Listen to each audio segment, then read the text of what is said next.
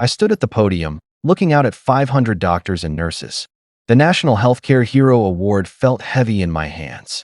But all I could see was Mom in the third row, her mouth hanging open like she'd seen a ghost. "I want to dedicate this award to my mother," I said into the microphone, "who always told everyone I'd never succeed." The camera zoomed in on her face. She was crying. Hard. The woman who spent 20 years telling relatives I was a failure was watching me get honored for saving over 1,000 lives as a paramedic. Just before you continue to watch, please subscribe to this channel and like this video. It would encourage and help us keep creating amazing content for you. All right, back to the story. Mom told everyone I'd never succeed. She said it at family dinners, grocery stores, and even at my own birthday parties. "Marcus just doesn't have what it takes," she'd tell anyone who'd listen. Last week, she told the mailman I'd probably end up flipping burgers forever. The mailman, a complete stranger who just wanted to deliver our electric bill and escape from our family drama.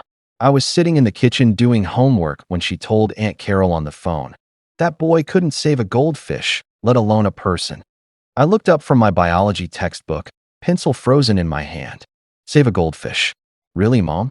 That's the best you've got? I mean, goldfish are pretty low maintenance. They basically just need food and clean water." But apparently, even that simple task was beyond my capabilities in her mind, along with everything else I attempted. Here's the thing about being the family disappointment. You either cry about it, or you use it as fuel. I chose fuel. Big, angry. I'll show you fuel that burned in my chest every time she opened her mouth to doubt me or dismiss my dreams completely.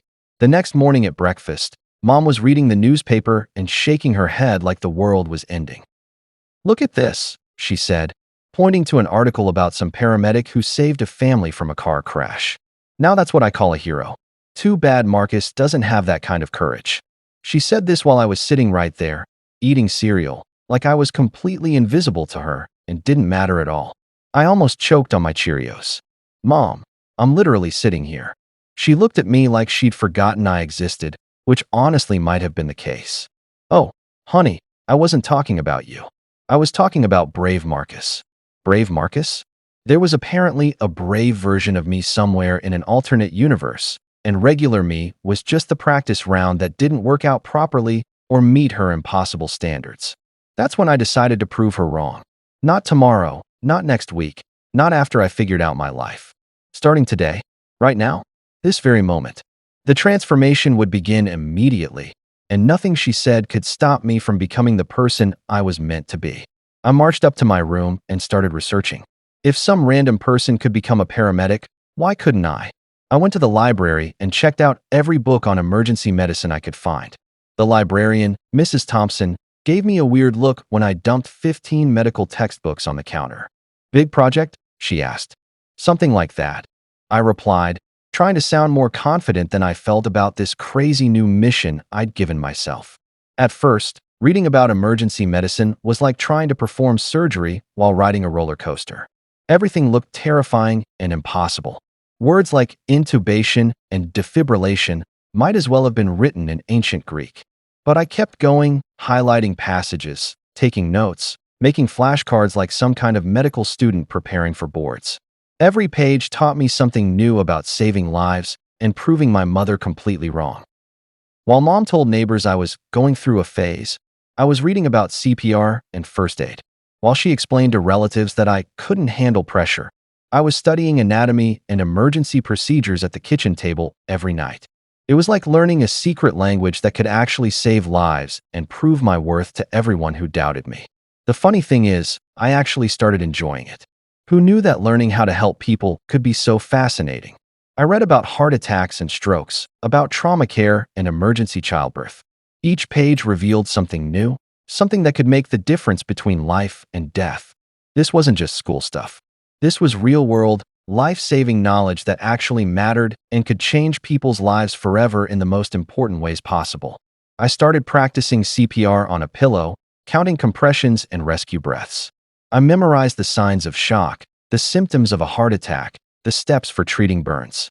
Mom walked in once and found me practicing bandaging techniques on my teddy bear. "What are you doing?" she asked. "Learning to save lives?" I replied. She just shook her head and walked away, muttering something about wasted time and how I should focus on realistic goals instead of these impossible dreams. 3 months later, I'd completed my basic first aid certification. I showed the certificate to Mom during dinner, sliding it across the table like it was a diploma. She glanced at it for exactly 2 seconds. "That's nice, dear," she said, like I'd shown her a participation trophy from elementary school sports day. "Anyone can take a class?" I'd spent 3 months learning CPR, wound care, and emergency response. I'd studied harder than I'd ever studied for anything in my life. But apparently, if it didn't come with a fancy degree from a prestigious university, it wasn't real achievement in Mom's world. Fine. I'd show her real achievement that she couldn't possibly dismiss or ignore, something so impressive that even she would have to admit I'd accomplished something meaningful and important. I signed up for the EMT training program that night. It was intense, demanding, and exactly what I needed to prove myself. The program was 6 months long, with classes 4 nights a week and weekend practical sessions. Most people thought I was crazy. "Why would you want to do that?" my friends asked. "It's dangerous and you don't make much money doing it. Plus the hours are terrible and the stress is overwhelming for most people." But I wasn't doing it for money. I was doing it to prove that the kid who couldn't save a goldfish could actually save human lives. The program cost $1,200, which I earned by working weekends at a local restaurant. Mom didn't offer to help pay for it. "You'll probably quit halfway through," she said dismissively, as if failure was my inevitable destiny. The EMT program was brutal. 6 months of studying, practical training, and emergency simulations that made regular school look like kindergarten. We learned how to stabilize spinal injuries, treat severe bleeding, and recognize the signs of stroke. Every week, someone dropped out. The instructors were tough, demanding perfection because people's lives would depend on our skills and quick thinking in real emergency situations where there was no room for mistakes or hesitation. While my classmates complained about the workload, I thrived. For the first time in my life, I felt like I was meant to do something important. This wasn't just memorizing facts for a test. This was learning skills that could save someone's mother, father, or child. The pressure was real, but so was the purpose that drove me forward every single day, even when I was exhausted and wanted to quit like everyone else. My instructor, Captain Rodriguez, was a 20-year veteran who'd seen everything. He noticed my dedication immediately. "You have natural instincts," he said after a particularly challenging simulation where I'd successfully treated a mock cardiac arrest. "Have you considered becoming a paramedic?" he asked with genuine interest and what seemed like respect for my abilities and commitment to this field. A paramedic? That sounded impossibly difficult. Paramedics were the elite, the ones who handled the most serious emergencies. They could perform advanced procedures, administer medications, and make life or death decisions. But Captain Rodriguez explained it differently. "Paramedics save lives," he said. "They're the first heroes people see in their worst moments of crisis and desperation, when everything seems hopeless and scary and the person feels like they might die without immediate help." When I told Mom about my plans to become a paramedic, she laughed. Actually laughed, like I'd just told her I was planning to become an astronaut. "Paramedic? Marcus, that's dangerous work. You can't even handle watching medical shows on TV without getting queasy and pale. How do you expect to handle real blood and real emergencies when you can't even watch fake ones on television?" She had a point about the medical shows. But watching fake blood on TV was different from helping real people in real emergencies. I knew I could do this. I felt it in my bones, in my heart, in every fiber of my being. This was my calling. Even if Mom couldn't see it at all or understand why I wanted to risk my safety for strangers. I threw myself into paramedic training like my life depended on it. The program was 2 years of intensive study, hospital rotations, and real emergency calls. We learned advanced cardiac life support, trauma management, and emergency pharmacology. The textbooks were thick, the exams were brutal, and the practical skills testing was absolutely terrifying and designed to weed out anyone who wasn't completely committed to this demanding career path that would test every limit of physical and mental endurance. While other students struggled with the pressure, I felt energized by it. Every day brought new challenges and new opportunities to help people. I studied late into the night, reviewed procedures until I could perform them in my sleep, and practiced skills until they became second nature and automatic responses that would kick in during the most stressful and chaotic situations when lives hung in the balance and every second counted. My first real save came during a training ride-along. An elderly man had collapsed at a shopping mall, his face blue, no pulse. While the experienced paramedic handled the defibrillator, I performed CPR. 30 compressions, 2 rescue breaths, 30 more compressions. After 5 minutes that felt like hours, the man's heart started beating again. He opened his eyes and looked right at me with gratitude and relief that I'll never forget as long as I live. "Thank you," he whispered, his voice barely audible. Those 2 words changed everything. This wasn't just a job or a way to prove Mom wrong. This was my calling, my purpose, my reason for getting up every morning. I had literally brought someone back from the dead using my skills and training and determination to never give up on a patient, no matter how hopeless the situation might seem to others around me who were ready to quit. The man's wife arrived at the hospital just as we were wheeling him into the emergency room. She grabbed my hand with tears streaming down her face. "You saved my husband," she said. "We've been married 47 years. Thank you for giving us more time together on this earth and for not letting him die in that cold shopping mall surrounded by strangers who didn't know how to help him when he needed it most." I graduated from paramedic school at the top of my class. When I called Mom with the news, her response was predictably enthusiastic. "Just don't expect to make any money," she said. "And be careful. I don't want to worry about you getting hurt every day at work or coming home with injuries because you decided to pursue such a dangerous career path instead of something safe and stable." Getting hurt? Mom, I'm not planning to get hurt. I'm planning to prevent other people from getting hurt. But I didn't argue. I'd learned that arguing with Mom was like trying to reason with a brick wall. Instead, I just accepted my first job with the city's emergency medical services and prepared for the real world of life-and-death situations where my skills would be tested every single day in ways that school could never prepare me for completely. My first day on the job, I was partnered with veteran paramedic Lisa Chun. She'd been doing this for 15 years and had seen everything from heart attacks to car accidents to overdoses. "Kid," she said, looking me up and down, "some people are born for this work. You've got the instincts and the heart for it, plus the determination that separates the good paramedics from the great ones who save lives consistently and never give up on patients." The ambulance was like a mobile emergency room, packed with equipment that could save lives. Defibrillators, oxygen tanks, for bags, medications, and dozens of other tools. Lisa showed me where everything was located, how to use each piece of equipment, and most importantly, how to stay calm under pressure during emergencies when everything around you is chaos and panic, and people are screaming and crying and depending on you to fix things. The saves started adding up quickly. Car accidents where we extracted people from twisted metal. Heart attacks where we shocked people back to life. Overdoses where we administered life-saving medications. Each call was different, but my approach was always the same. Stay calm, think clearly, and never give up on a patient no matter how hopeless things looked or how many other people had already given up and written them off as beyond help and not worth the effort. Within 6 months, I'd helped save over 50 lives. 50 people who went home to their families because of my skills and dedication. The number seemed impossible, but Lisa kept track in a notebook. "You're special, Marcus," she said. "I've never seen anyone with your natural ability and determination to help people, even when the situation looks hopeless and other paramedics would have given up and called the time of death because they couldn't handle the pressure anymore." The local newspaper ran a story about our emergency response team. My photo was on the front page, helping a car accident victim. The headline read, "Local heroes save lives daily." When I showed Mom the article, she stared at it for a long time, really studying the photo and reading every word carefully as if she couldn't believe that this was really her son being featured as a hero in the newspaper for doing something important and meaningful. "I didn't know you were doing this," she said quietly, her voice different from usual. "I thought you were just driving an ambulance around the city." "Just driving an ambulance?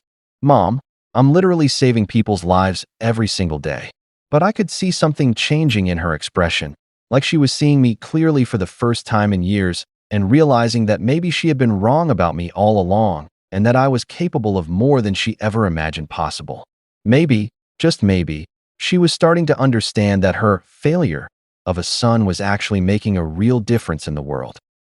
That the boy who couldn't save a goldfish was now saving human beings on a regular basis and being recognized for it in the newspaper like a real hero who mattered and made a difference in people's lives when they needed help most desperately and had nowhere else to turn for salvation. My breakthrough case came during my second year. A school bus had crashed during a field trip, injuring 15 children. I was first on scene, facing the worst emergency of my career. Multiple injuries, kids crying, teachers panicking, parents arriving in hysteria. But something clicked inside me, and I knew exactly what to do despite the chaos and fear surrounding me on all sides and threatening to overwhelm my senses completely. I triaged the most serious cases first, coordinating with other emergency responders as they arrived. The key was staying calm while chaos swirled around me. I personally treated the most critically injured child, a 7-year-old girl named Amy with internal bleeding and a possible head injury that could have killed her if not treated immediately and correctly by someone who knew exactly what they were doing in this type of life-threatening situation that required split-second decisions and perfect execution. I kept her stable during the ambulance ride to the hospital, talking to her the entire time to keep her conscious. "What's your favorite color, Amy?" I asked. "Pink," she whispered. "Tell me about your favorite toy." She told me about her stuffed elephant named Peanut. I kept her talking, kept her awake, kept her alive through sheer determination and skill and the refusal to let this little girl die on my watch no matter what it took or how exhausted I became during the process. She survived. They all survived. The hospital called it a miracle, but I knew better. It wasn't a miracle. It was training, skill, and the refusal to give up. The doctors said that without my quick thinking and expert care, Amy wouldn't have made it to the hospital alive, and her parents would have lost their only daughter in a senseless accident that day when she was supposed to be having fun on a school trip. The school bus rescue made local news. Amy's parents wanted to thank me personally. "You saved our daughter's life," the mother said, tears streaming down her face. "She's our only child. We can never repay you for what you did that day when everything seemed hopeless, and we thought we were going to lose her forever in the most horrible way imaginable for any parent to experience in their worst nightmares about their children getting hurt and not coming home safely." I didn't need repayment. I needed Mom to see that her failure of a son was actually making a difference. When the news interview aired that evening, I called her immediately. "Did you see it?" I asked, my heart pounding with anticipation and hope that maybe finally she would understand what I was doing and why it mattered so much to me and to all the people whose lives I was helping to save every single day. There was a long pause. "I saw it," she said, her voice different, somehow softer. I'm proud of you, Marcus." Proud of me. After 20 years of telling everyone I'd never succeed, she was proud of me? It felt good, but also weird.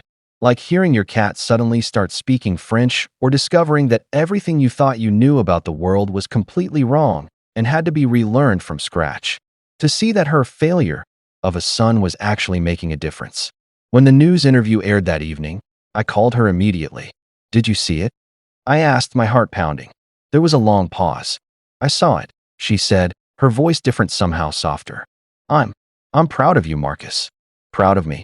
After 20 years of telling everyone I'd never succeed, she was proud of me? It felt good, but also weird.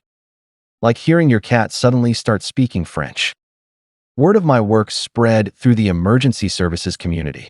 Other paramedics started requesting to work with me. Hospital staff knew my name and trusted my judgment. I was building a reputation as someone who could handle the impossible cases, the ones that made other people panic. The recognition felt good, but it also came with pressure. People expected me to work miracles every day. Families looked at me like I was some kind of superhero who could bring their loved ones back from the dead. Sometimes I could. Sometimes I couldn't. The failures hurt more than the successes felt good. But the recognition that meant the most came from an unexpected source. Captain Rodriguez, my old instructor, called me into his office one day. "Marcus," he said, leaning back in his chair, "I've been watching your career.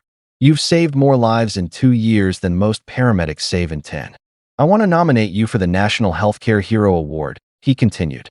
"This is the highest honor a paramedic can receive. It's given to one person each year who has shown exceptional dedication to saving lives." The Healthcare Hero Award? I'd never heard of it, But Captain Rodriguez explained it was like the Nobel Prize for emergency responders. This is for the best of the best, he said. And you're the best I've ever seen. The nomination process was intense. I had to document every save, every life touched, every family helped. When I tallied everything up, the number shocked me. In 3 years as a paramedic, I'd helped save over 800 lives. 800 people were alive because of my work. 800 families who got to keep their loved ones. 800 second chances at life. 800 reasons why the kid who couldn't save a goldfish had become someone who saved people for a living. The irony wasn't lost on me. When the nomination was accepted, I called Mom immediately. "I've been nominated for a national award," I said, trying to keep my voice steady. "For saving lives." The silence on the other end lasted so long I thought she'd hung up. "Marcus," she finally said, her voice barely above a whisper, "I think I've been wrong about you." Wrong about me? That was the understatement of the century. But it was a start.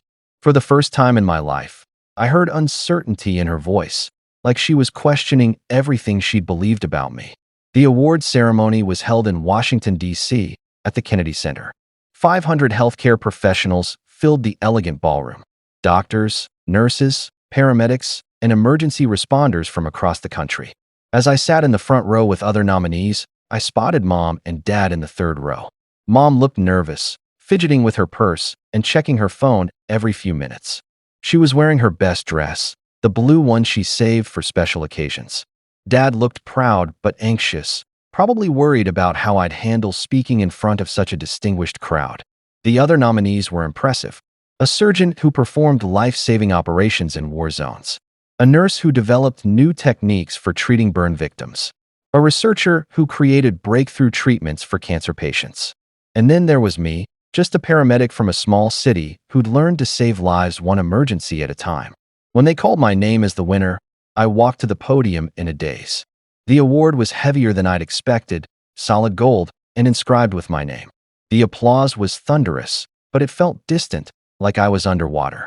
I looked out at the audience, then down at my speech notes. But suddenly, I knew exactly what I wanted to say. This wasn't just about me or my achievements. This was about every person who'd ever been told they weren't good enough, smart enough, or brave enough to pursue their dreams. 3 years ago, I was just a kid who wanted to help people. I began, my voice steady despite my racing heart. Today, I stand here having helped save over 1,000 lives as a paramedic. But this journey didn't start with success. It started with doubt. The audience was completely silent, hanging on every word. I could see Mom in the third row, her face pale, her hands clasped tightly in her lap. Success often comes from the most unexpected places, I continued, looking directly at her. Sometimes the people who doubt us most are the ones who need to see us succeed most. The room grew even quieter, sensing something deeply personal was coming. I took a deep breath and made the decision that would change everything between Mom and me forever. I want to dedicate this award to my mother, who spent years telling everyone I'd never succeed. "Mom, you were wrong. But you were also right. You taught me that proving doubters wrong requires more than talent. It requires courage, determination, and the refusal to accept other people's limitations." The camera found Mom in the audience, and her reaction was everything I'd hoped for and dreaded at the same time. She was crying. Not just tears, but full-on sobbing. Her hand was pressed to her mouth, her shoulders shaking uncontrollably. The woman who'd spent 20 years predicting my failure was watching me receive the highest honor in emergency medicine. "Thank you, Mom," I continued, my voice catching slightly, "for showing me that the opinion that matters most is your own.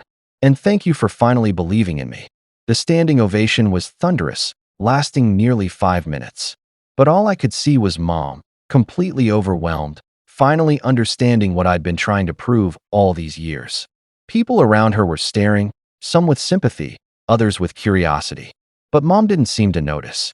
She was completely focused on me, seeing me perhaps for the first time as the man I'd become rather than the boy she'd always doubted.